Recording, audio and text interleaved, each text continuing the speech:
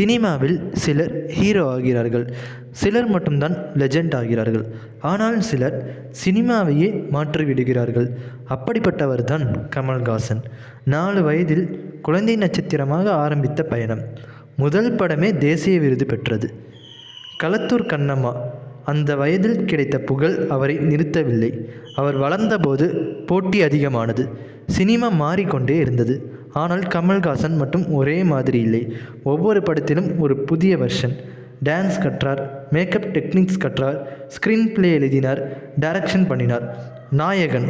இந்த படம் இந்திய சினிமாவின் ஒரு மைல்ஸ்டோன். ஒரு ஆக்டர் மட்டுமில்லை, ஒரு கம்ப்ளீட் சினிமா ஸ்கூல். பல தோல்விகள் இருந்தது, ஃபினான்சியல் ஸ்ட்ரகிள்ஸ் இருந்தது, பொலிட்டிக்கல் கான்ட்ரவர்சிஸ் இருந்தது.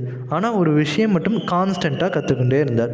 இவரிடமிருந்து நம் கற்றுக்கொள்ளும் லெசன் என்னவென்றால், டேலண்ட் இருந்தால் மட்டும் போதாது, டிசிப்ளின், டெடிக்கேஷன், கண்டினியூயஸ் லேர்னிங் வேண்டும். அவர் ப்ரூவ் பண்ணியது என்ன தெரியுமா? சக்ஸஸ் ஒரு டெஸ்டினேஷன் இல்லை, அது ஒரு எவால்யூவேஷன். நீ இன்று என்ன இருக்கிறாய் என்பது முக்கியமில்லை, நாளை என்ன ஆகப் போகிறாய் என்பதுதான் முக்கியம். ஒரு குழந்தை நடிகன் இன்று உலக நாயகன். அதற்கான secret hard work, passion, fearless experiment. நீயும் சேஃப் ஜோனிலிருந்து வெளியே வா, கம்ஃபர்ட் ஜோனை உடை, உன் டேலண்ட்டை நெக்ஸ்ட் லெவலுக்கு கொண்டு போ. ஒரு நாள் மக்கள் உன்னை ஃபாலோ பண்ணுவார்கள்.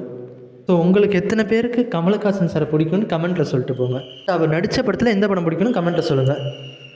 ஸோ 100 days 100 மோட்டிவேஷனல் சேனல் நம்ம சேனலில் வந்துக்கிட்டே இருக்கும். நீங்கள் நம்ம சேனலுக்கு புதுசாக இருந்தால் மறக்காமல் நம்ம சேனல் லைக் பண்ணுங்கள், ஷேர் பண்ணுங்கள், சப்ஸ்கிரைப் பண்ணிக்கோங்க.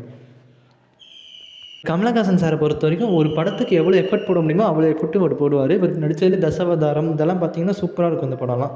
ஸோ உங்களுக்கு எந்த படம் பிடிக்கும்னு கமெண்ட்டில் சொல்லிட்டு போங்க. தேங்க்ஸ் ஃபார் வாட்சிங்.